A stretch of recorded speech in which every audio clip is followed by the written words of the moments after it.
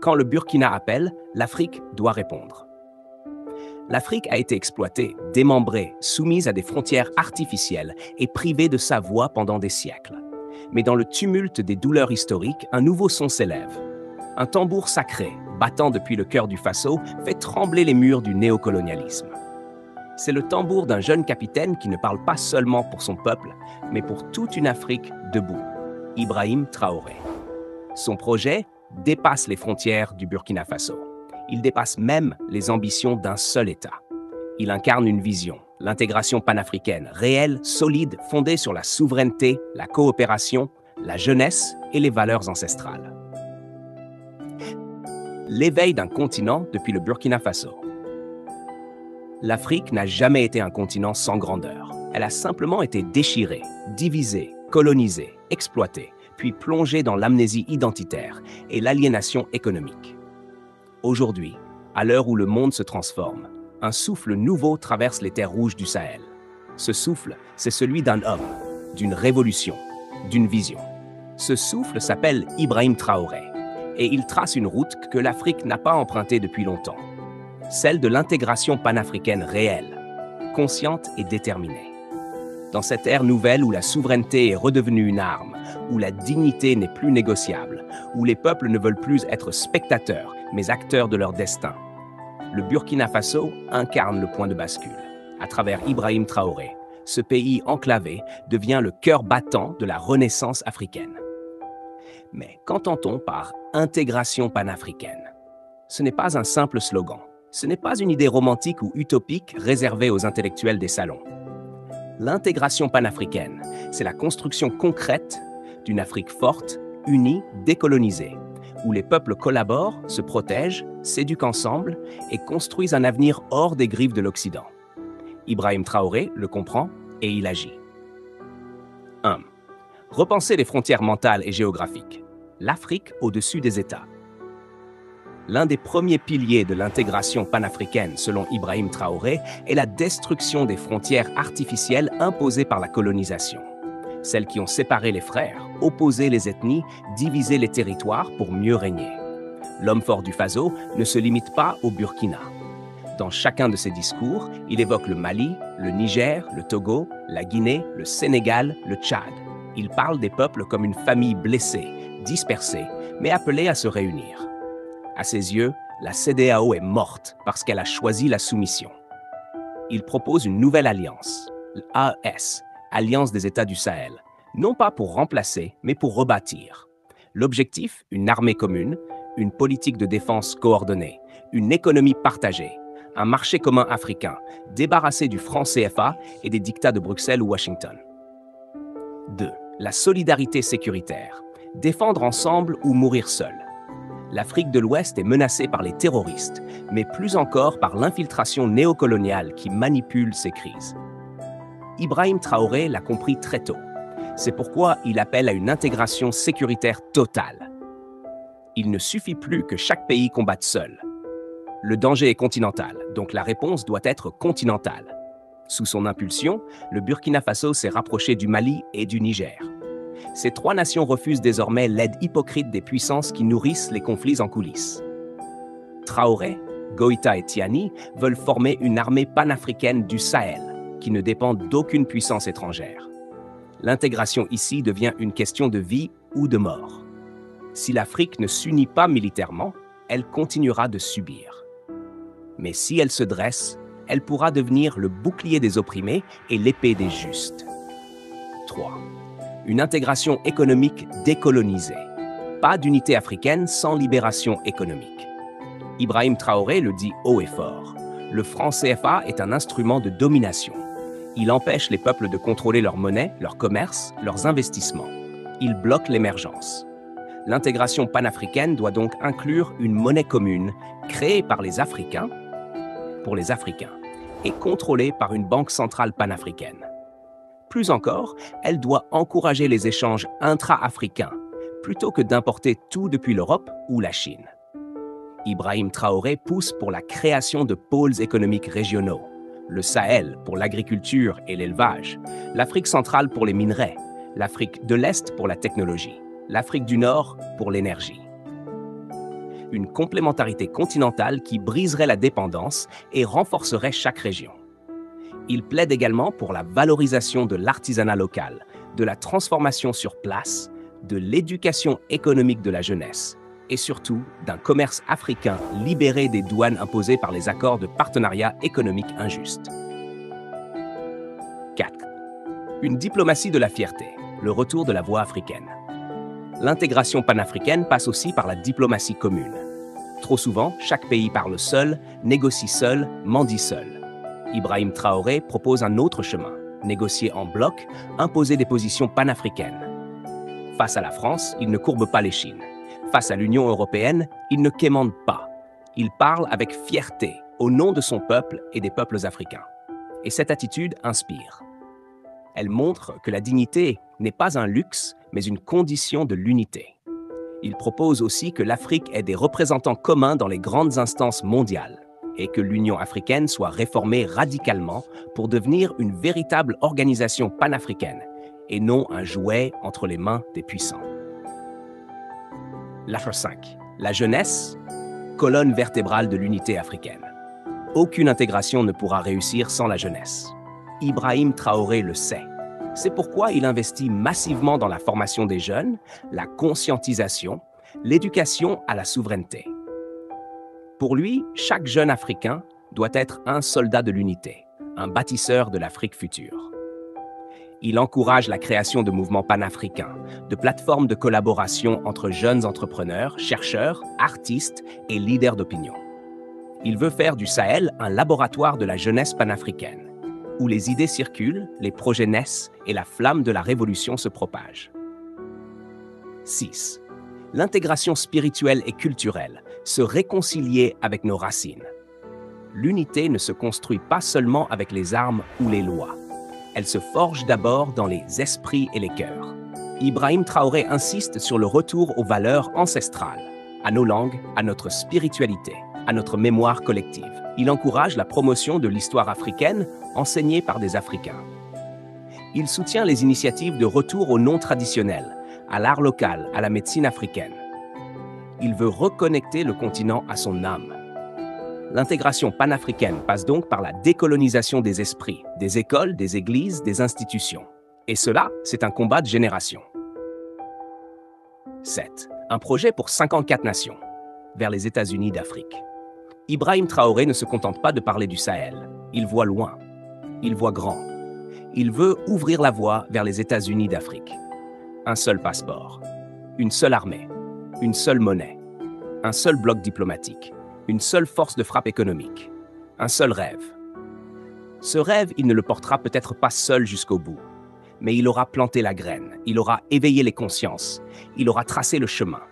Et pour cela, le peuple burkinabé, les jeunes Africains, les femmes de combat, les soldats de la liberté, tous doivent l'entourer, le protéger et le suivre. Conclusion, l'heure n'est plus au discours. L'heure est à l'action. L'Afrique n'a pas besoin d'aumône. Elle n'a pas besoin d'intégration théorique ou de sommets inutiles. Elle a besoin de leaders courageux, de peuples debout, de projets communs, de visions concrètes.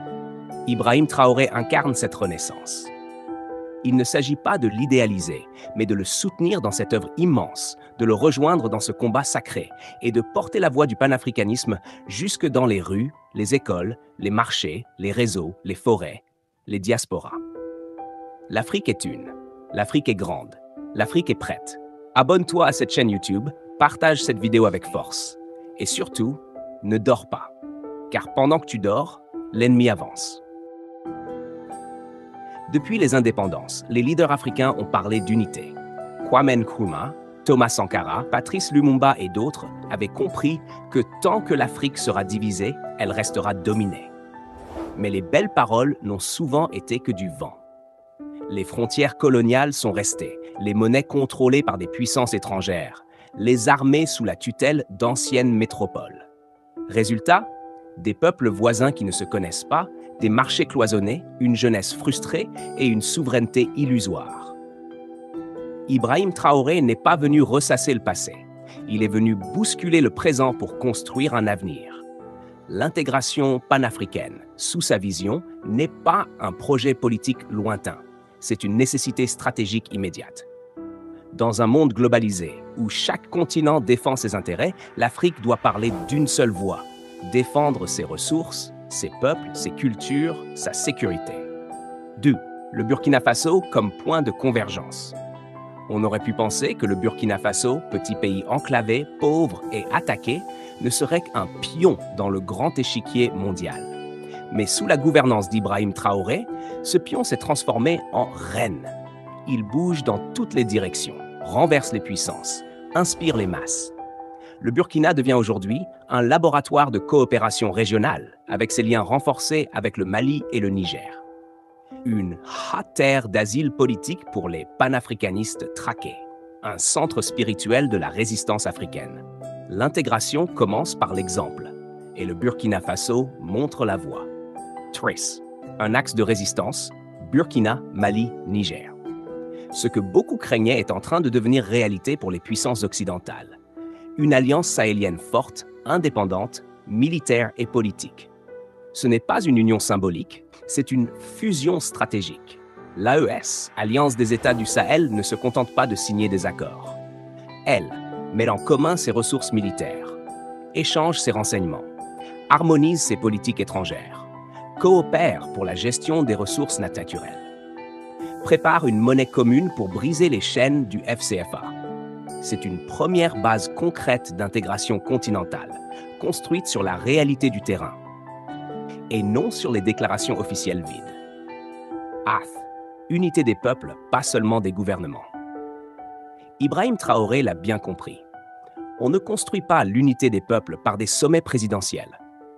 On la construit par l'éducation commune, par les échanges entre jeunes, par les œuvres artistiques et culturelles qui lient les mémoires, par la circulation libre des personnes et des idées. L'intégration africaine ne peut pas être bureaucratique. Elle doit être populaire, vibrante, réelle. Les routes, les trains, les plateformes numériques, les festivals culturels, voilà les armes modernes de l'unité africaine. Un combat contre les divisions coloniales. Les divisions ethniques, les frontières artificielles, les langues imposées, les institutions importées, tout cela a été pensé pour diviser. L'intégration panafricaine, c'est une guerre contre cette balkanisation voulue. Traoré veut refonder les constitutions sur des valeurs africaines, renforcer les langues locales et africaines, Moré, Bambara, Swahili, démonter les systèmes éducatifs coloniaux, développer une histoire commune pour que chaque enfant africain sache qui était Lumumba, Samori Touré, Nkrumah, Sankara. L'intégration commence par l'esprit, par la mémoire, par la dignité retrouvée. Vie, la jeunesse comme ciment de l'unité. La force de l'Afrique, c'est sa jeunesse. Elle est nombreuse, connectée, instruite, mobile, créative. Mais elle est aussi frustrée, sans perspective, tentée par l'exil ou la colère. Ibrahim Traoré parle à cette jeunesse comme personne d'autre. Il leur dit « Le destin de l'Afrique ne sera pas importé. Il sera construit par vous, avec votre courage, votre intelligence, votre feu sacré. » Les jeunes sont les ambassadeurs naturels de l'unité africaine. Ils n'ont pas peur de traverser les frontières, de collaborer, de parler plusieurs langues, de créer ensemble. Ils sont la colonne vertébrale de la révolution panafricaine. Z. Une défense commune contre l'impérialisme. Le projet d'unité est impossible sans sécurité.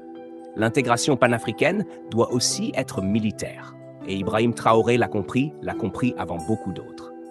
Il rêve d'une armée africaine souveraine qui protégera les frontières africaines, neutralisera les groupes terroristes instrumentalisés, défendra les gouvernements légitimes contre les coups d'État étrangers, interviendra pour la paix et la dignité, et non pour les intérêts des multinationales. Les bases militaires étrangères doivent partir et être remplacées par des bases africaines pour les Africains. Wait, l'économie au service du continent. L'intégration économique est la clé. Un continent riche comme l'Afrique ne peut pas continuer à vendre ses matières premières brutes et importer tout. Le projet panafricain de Traoré veut créer des chaînes de valeur intra-africaines, encourager les investissements croisés, favoriser le commerce entre pays africains, mettre fin à la dépendance au dollar, à l'euro ou au FCFA, Cela passe par des infrastructures régionales, des banques panafricaines, des zones de libre-échange, mais aussi une philosophie économique basée sur l'humain et non sur le profit. IPS, une diplomatie offensive panafricaine. La diplomatie africaine a trop souvent été défensive, passive, silencieuse. Aujourd'hui, grâce à des leaders comme Traoré, elle devient offensive, assumée, fière. Le Burkina Faso ose expulser les ambassadeurs arrogants. Il soutient publiquement les luttes des autres peuples opprimés. Il construit des alliances alternatives avec d'autres pays du Sud, BRICS, Russie, Chine, etc. Il redéfinit les relations internationales non pas autour de la charité, mais autour du respect. X, le message prophétique de Sankara ravivé. Sankara a semé, Traoré récolte. Mais ce n'est pas la fin, c'est le début d'un nouveau cycle. Le cycle de la renaissance africaine. La patrie ou la mort, nous vaincrons. Ce slogan n'est pas une menace, c'est un engagement, une fidélité aux ancêtres, une promesse à la postérité.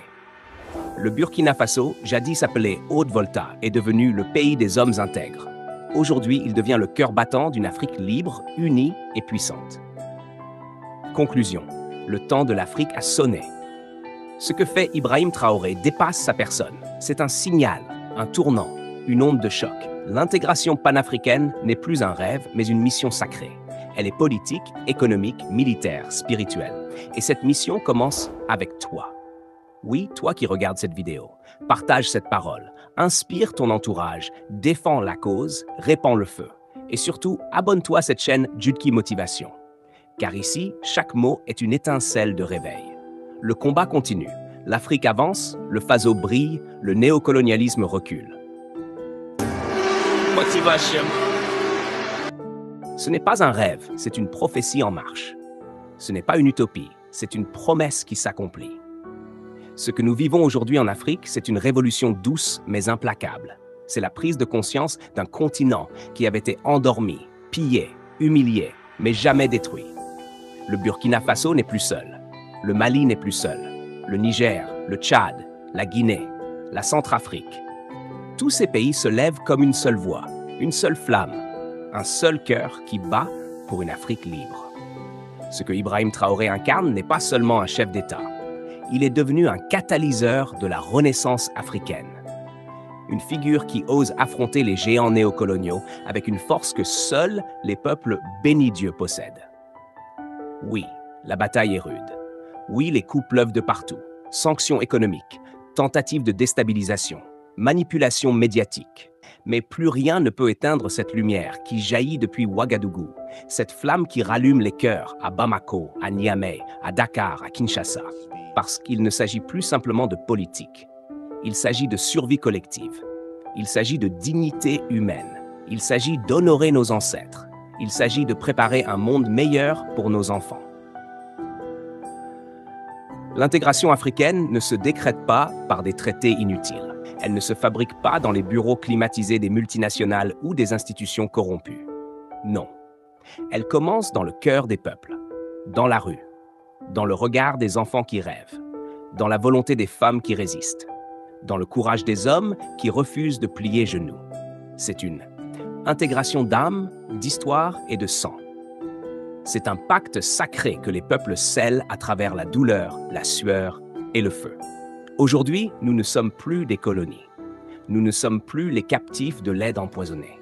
Nous ne sommes plus les victimes de la dette éternelle. Nous sommes des nations debout. Et grâce à des leaders comme Ibrahim Traoré, l'Afrique cesse d'être un esclave, un terrain de chasse, un stock de ressources. Elle devient un phare pour le monde, un modèle de courage, de dignité et de justice. Mais attention, ce n'est que le début du combat. L'intégration panafricaine demande des sacrifices réels. Elle exige une transformation radicale de nos mentalités. Nous devons passer de la division à l'unité, du tribalisme à la fraternité, de la dépendance à la souveraineté, de la peur à l'action. Voilà pourquoi cette vidéo existe, pour réveiller, pour encourager, pour armer les esprits, et pour rappeler à chacun d'entre vous que le destin de l'Afrique n'est pas écrit dans les capitales européennes, mais dans le cœur des Africains fiers, conscients et engagés. Alors, toi qui regardes cette vidéo, tu n'es pas un simple spectateur. Tu es un acteur de cette renaissance. Tu es une flamme vivante dans cette révolution silencieuse. Tu es l'héritier des grandes civilisations noires et le bâtisseur du continent à venir. Voici ce que tu peux faire maintenant. 1. Abonne-toi à cette chaîne Jude-Ki Motivation, car ici nous nourrissons les âmes, nous formons des consciences, nous brisons les chaînes invisibles. 2. Partage cette vidéo avec ton entourage, sur tes réseaux, dans ton quartier, à l'école, au travail. 3. Éduque-toi. Lis. Apprends l'histoire réelle de l'Afrique. 4. Soutiens les leaders courageux qui agissent pour la souveraineté de nos nations. 5. N'abandonne jamais. Même quand le monde te dit que c'est impossible. Ibrahim Traoré ne réussira pas seul. Aucun leader ne peut y arriver seul. Il a besoin de toi. Le continent a besoin de toi. Le monde a besoin d'une Afrique forte. Et cette force commence par un choix. Le choix de la vérité. Le choix du courage. Le choix de l'amour du peuple. Écoute bien ces paroles. L'Afrique n'a pas besoin de pitié. Elle a besoin de justice. Thomas Sankara. Aujourd'hui, la justice commence par l'union, par l'intégration de nos économies, de nos peuples, de nos esprits. Ce n'est pas une fin, c'est un commencement. Ce n'est pas juste une vidéo, c'est un appel. Un appel à la foi en l'Afrique, un appel à la révolution intérieure, un appel à la désobéissance contre les chaînes mentales. Alors, réveille-toi, Afrique. Réveille-toi, jeunesse. Réveille-toi, peuple noir. Et marche vers ta promesse, avec la tête haute, avec le cœur pur et avec la détermination de ceux qui ont tout perdu, sauf l'espoir. Abonne-toi, partage cette vidéo et n'oublie jamais, le combat continue, la victoire est proche et l'Afrique vaincra.